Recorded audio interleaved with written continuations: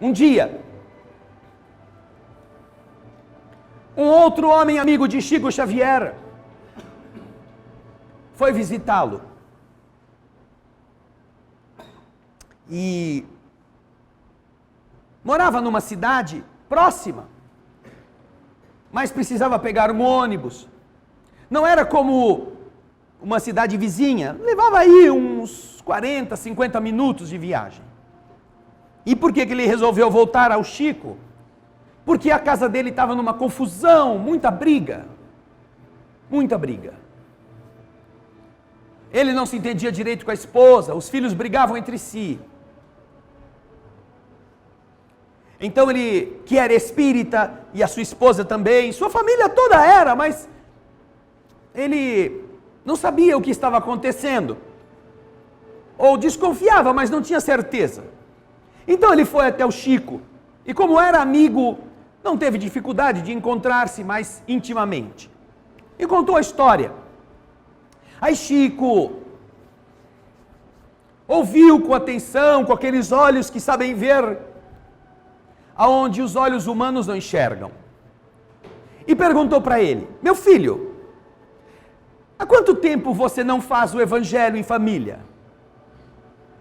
Há quanto tempo você não se reúne uma vez por semana e ora em casa? Ai, Chico, olha, dá até vergonha de falar.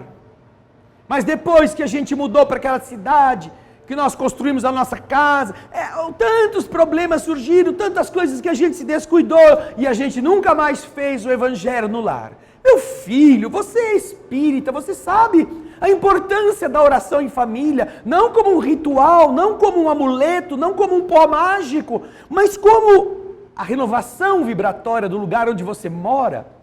Chico, é verdade, você tem toda a razão. Eu vou voltar lá e vou fazer. Então faça isso. Daqui 2 meses você volta aqui e me conta como estão as coisas. Tá bom. O homem pegou o ônibus, voltou para casa, chegou em casa, conversou com a esposa, o que o Chico tinha lhe dito, e eles então voltaram a fazer o evangelho no lar, que é um encontro fácil, simples, que qualquer um de nós vai se beneficiar demais se fizer em casa. Uma vez por semana, num dia e horário fixos, onde possam todos participar, os que queiram, mas os que não querem precisam respeitar os que participam. E ali então, se faz uma prece, alguém lê alguma página positiva, que não precisa ser religiosa, do Espiritismo, pode ser da Bíblia, pode ser uma historinha, se tem crianças, uma historinha simples para as crianças entenderem um fundo moral, e depois se termina o evangelho no lar com uma oração coletiva, pedindo aos espíritos presentes que possam abençoar a família, os conhecidos, os vizinhos e até a humanidade inteira. Não dura mais do que 20 minutos. No mesmo dia da semana, na mesma hora. Ele então começou a fazer isto. Toda semana. No primeiro mês, ele já viu a diferença. Ele e a esposa não brigaram mais. Não tinham mais atritos que eram fortuitos, eram tontos. Havia algum antagonismo que foi dissolvido pela oração. Não é que um fez a cabeça do outro, mas que quando os adultos estão em oração, os espíritos amigos que os acompanham são capazes de ajudá-los na reformulação vibratória, na reestruturação do seu equilíbrio. E então aquelas irritações fortuitas, aqueles probleminhas bobos que irritam o homem ou irritam a mulher, pararam de existir na mente deles. 2 meses depois, tinham recuperado um pelo outro o mesmo carinho. Porque quando você não tem esta afetividade e este padrão vibratório melhorado pela prece, com o passar do tempo você começa a se amargar com a pessoa que está do seu lado. Exatamente por não colocar boas coisas dentro de você, nós começamos a achar que aquela pessoa não é mais a mesma. Porque também somos atuados por entidades negativas que se sintonizam com a nossa chucrice. Nós não melhoramos, então continuamos a receber intuições negativas de entidades iguais a nós. E o que elas querem que nós sejamos infelizes. E a maneira de fazer a gente infeliz é estraçalhando com a harmonia que nós podíamos ter em família. E então, depois de 2 meses fazendo o evangelho no lar, eles voltaram a sentir carinho um pelo outro. Porque a mulher se lembrou como o marido tinha bondade no coração. A mulher passou a voltar a se sintonizar com as elevações espirituais, as coisas belas da alma. Estava muito encantada com a casa nova, sabe essas coisas? A casa nova, toma cuidado para não riscar a parede, para não sujar o sofá, essas coisas, né? E não estava preocupado com a casa nova dela, interna. Esta estava abandonada, empoeirada, cheia de insetos. O evangelho no lar, então, fez uma faxina por dentro, nela e nele. Mas apesar disto, ainda havia um conflito com os filhos, os moleques viviam brigando. Mas como o Chico tinha falado, 2 meses depois, ele pegou o ônibus e voltou para casa. Ou foi até a casa do Chico. Chegou lá, o Chico olhou para ele e já sorriu. E aí, como foi? O Chico já sabia. Ele então disse: ah, Chico, nossa, você não sabe como a oração fez bem para mim e para minha esposa. Não é que nós voltamos a ser adolescentes, naquelas paixões fulminantes. Não. Mas nós voltamos a ter carinho um pelo outro. Voltamos a nos entender com o olhar. Não nos desafiamos mais como estávamos fazendo. Não nos agredíamos nas coisas pequenas, que quando o casal já está num ponto de atrito, um faz para aborrecer o outro, não é? Pisa no calo, faz exatamente aquilo que o outro não gosta, só para provocar o bandido. Não, Chico, a gente nunca mais fez isso. Nós estamos em paz. Mas, disse o homem, o Chico disse a ele, os filhos, Chico, como é que você sabe? Ah, intuição. Os meus filhos ainda estão muito brigando demais. A gente faz o evangelho, fica um pouco de tempo em paz, mas passa um pouquinho, já começa a discussão. O Chico olhou para ele, já estava velho, o Chico já estava bastante cansado, né? Aí o Chico olhou, ficou pensando, disse para ele assim, meu filho, lá na sua cidade, tem alguma coisa assim que você possa encontrar como uma cadeia, um presídio, coisa assim? O homem não entendeu a pergunta, né? Mas, Chico, lá na minha cidade não é muito grande, mas lá tem uma cadeia. E lá tem preso? Tem preso. Então, meu filho, você vai me fazer uma coisa. Você vai visitar a cadeia toda semana. Tá bom? O homem não entendeu nada, né? Porque ficou falando do filho, o filho está brigando com o outro. Será que o Chico está querendo dizer para eu ver como vai ser a cadeia, para onde meus filhos vão, que um vai acabar matando o outro, eles vão tudo em cana? Mas ele ficou tão envergonhado de querer dizer para o Chico que o Chico estava meio gagal, já estava variando, que ele falou assim, tá bom então, Chico, então eu vou. É para eu ir na cadeia uma vez por semana? Vai lá na cadeia. Depois de 2 meses você volta aqui. Aí o homem pegou o ônibus de volta para casa e ficou pensando, nossa, coitado do Chico, né? Puxa, 2 meses só se passaram e ele já está meio gagá. A outra vez ele falou tão certeiro que eu não fazia o evangelho no lar. Agora para resolver o problema dos meus filhos, será que ele está com Alzheimer? E ainda não descobriram, porque não está falando coisa com coisa. Mas como o Chico tinha falado com tanta ênfase para ele fazer, que quando ele chegou, ele contou a historinha para a esposa. Ela falou assim, é meio esquisito isso, mas, vai lá, o Chico falou para você ir, vai lá, vai ver. Tá bom. Na primeira semana ele foi à cadeia. E quando ele chegou na cadeia, não precisamos dizer o que existe na cadeia. A superpopulação, a violência, a escassez, a falta de higiene, a falta de tudo. Nós visitávamos uma cadeia. Trabalhadores da nossa casa iam a um presídio feminino. E nós chegamos lá e eles estavam matando o nervo do dente com criolina. Porque não tinham dentistas. Eram mulheres que estavam presas.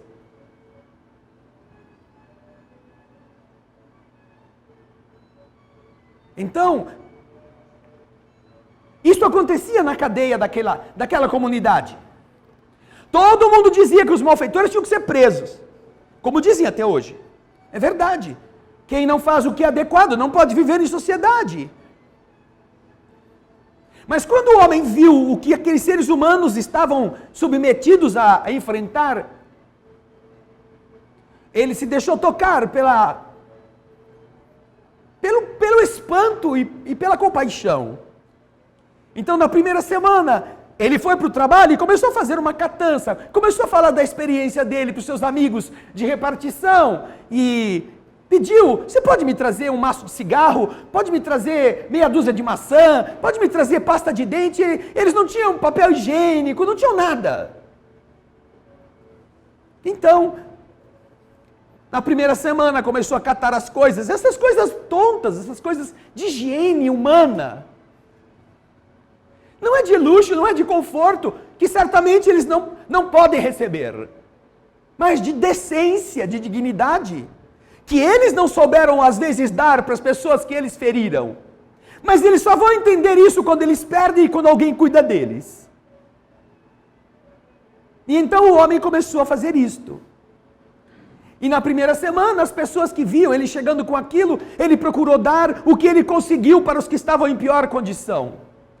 E os presos que ninguém quase ia visitar, que não tinham parentes que iam levar coisas para eles, começaram a ficar agradecidos. E começaram a pedir: será que na semana que vem dá para o senhor trazer uma coisa assim, um remédio desse, um remédio daquele? Se não der, não tem problema. Mas está um papelzinho aqui com o meu nome, com o que eu preciso. E ele passava a semana trabalhando e se esforçando para conseguir. E logo depois, um amigo começou a ir com ele, só para ver se era verdade o que ele contava. Começou a ir e viu que era pior do que ele estava contando. Um mês depois, as pessoas que estavam lá já não estavam com tanta ira. Já não tinham tanto ódio um do outro. Já não estavam se matando por um tubo de pasta de dente. Cada um tinha um. E então este homem começou a falar com eles sobre coisas boas, sobre coisas do bem, sem nenhum tipo de pregação religiosa. Começou a lhes dar esperança. E depois do primeiro mês, quando o homem voltou para casa, ele começou a perceber que os seus filhos pararam de brigar. Não mudaram o evangelho no lar. Continuavam fazendo, do mesmo jeito.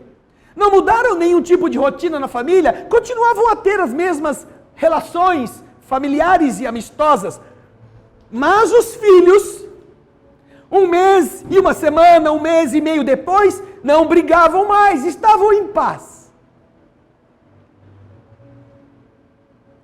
Aí então este homem ficou muito intrigado. Porque ele não entendia o que acontecera, achava que o Chico tinha enlouquecido, que o Chico tinha ficado lelé da cuca, que o Chico estava esclerosado, estava com Alzheimer. Mas de verdade, os filhos não brigavam mais. O seu lar finalmente estava em paz.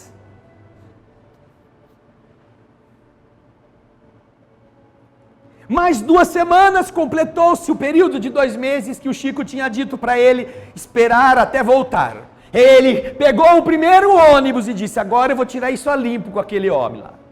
Porque ele deve saber alguma coisa que ele não me contou. E quando o homem chegou, que Chico viu de longe, o Chico sorriu para ele. E aí, meu irmão, como estão as coisas? Ele olhou para o Chico com aquela cara assim, você me escondeu alguma coisa, né, seu danado? Chico, olha, eu não sei, eu não vou mentir para você.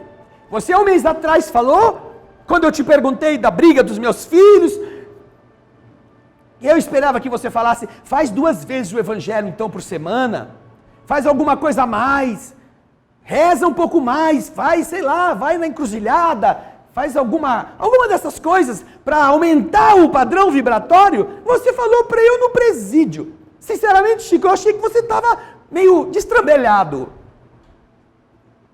Eu sei, meu filho. Você achava que eu estava esclerosado, não é? Que eu estava com Alzheimer. Nossa, Chico, como tem fofoqueiro nesse plano espiritual. É isso mesmo, eu não vou te negar. Mas eu vim aqui hoje porque olha, está numa paz que eu tenho até medo de falar lá em casa. Porque quando a gente fala que a coisa está muito boa, porque uma desgraça vai vir. Mas eu não posso mentir para você que agora a gente está em paz. Mas você vai ter que me explicar o que aconteceu. Sabe o que acontece, meu filho? Quando você fez o evangelho no lar, aqueles espíritos que estavam usando você e sua esposa para atrapalhar a harmonia da família, eles começaram a perceber que vocês voltaram a se abastecer das fontes sublimes que vocês tinham cortado, que estão disponíveis, mas que vocês não estavam bebendo delas. E vocês então mudaram a sintonia e passaram a se abastecer dessa harmonia, e eles não conseguiram mais envolver vocês, os dois, adultos. Mas como as crianças não acreditam muito nessas coisas, as crianças são invigilantes, as crianças pensam só nelas, estas crianças continuaram sendo atingidas nas vibrações destes espíritos imperfeitos, que acompanham todo mundo, criança também. Sobretudo quando os adultos não cuidam de trazer coisas melhores para dentro de casa. As crianças são as mais vulneráveis. Mesmo com o espírito protetor, com o espírito amigo, com o espírito anjo da guarda, não importa. Se a criança estiver em sintonia ruim, ela vai estar acompanhada de espíritos assim. E então, Chico, mas o que tem a ver esse negócio com eu ir na cadeia? Lá só tem coisa ruim, que é um lugar onde tem mais espírito horroroso do que na cadeia. Aí o Chico disse para ele, você se engana, meu filho. Você se engana. Porque na cadeia já estão todos aqueles que essas entidades já estragaram. Elas não precisam mais fazer nada com eles lá. Mas, diferente do que você pensa, sabe quem está lá na cadeia com aquelas almas? Sabe quem está num antro daquele com aqueles seres? Quem, Chico? Ah, meu filho, todos os que foram pais e mães destes seres, em espírito, eles estão lá, agoniados por verem seus filhos no meio da violência, no meio da agressividade, no meio da maldade, no meio do erro. E eles não podem fazer nada. Eles não têm ninguém a quem recorrer. Eles querem salvar o filho que eles amam, agora que estão do outro lado da vida, mas eles não têm braços. Então, meu filho, quando você entrou na cadeia, e você começou a levar pequenas coisas para aqueles seres, todos os seres que os amam, viram em você alguém que substituía como braço, como perna, o que eles também queriam fazer. Todos os pais daqueles presos começaram a ficar agradecidos a você. Porque você era pai deles. Você se incomodava com a desgraça deles. E então eles começaram a perguntar para si mesmos: quem é esta alma generosa que está vindo neste antro tratar do meu filho com uma maçã, uma banana, uma escova de dente? Quem será que é este anjo bom que Deus mandou? E então, meu filho, disse o Chico para ele, Depois que você saía dali, que você voltava para casa, feliz e triste ao mesmo tempo, porque você não tinha conseguido o que você precisava para todos, mas se estava comprometido a conseguir mais na próxima semana. Sabe quem ia com você? Estas almas que eram pais e mães dos presos. Eles queriam saber onde você morava. Eles queriam saber quem você era. Eles estavam desejosos de fazer alguma coisa para te ajudar, em gratidão. E quando eles chegaram na sua casa, eles viram que apesar de você cuidar do filho deles, seus filhos te davam trabalho. Seus filhos brigavam. Você não conseguia equacionar o lar e as entidades que estavam ali atrapalhavam. E então, a partir daí, todos estes pais e mães começaram a pedir pela sua felicidade, pela felicidade dos seus filhos. Porque os filhos deles estavam na cadeia e eles não podiam fazer nada. Mas como espíritos, eles podiam fazer alguma coisa pelos teus filhos na cadeia que você chama de lar. E eles começaram a fazer, começaram a rezar, começaram a pedir a Deus que te ajudasse, começaram a trazer boas vibrações, e com isto iluminaram a sua casa e envolveram os seus filhos com esse amor. Este vazio era a falta da alegria dos outros dentro da sua casa. E é por isso que tudo melhorou. É por esse motivo que você agora tem paz com os seus filhos também. Porque aqueles que você está amando, tem pais que agora amam você como filho deles. Agradecidos pelo que você está fazendo, mesmo que não seja suficiente. E então, não foi preciso aumentar a reza. Não foi preciso ir na encruzilhada. Não foi preciso fazer nada. A não ser fazer o bem. Fazer a alegria de alguém, para que essa alegria enchesse você.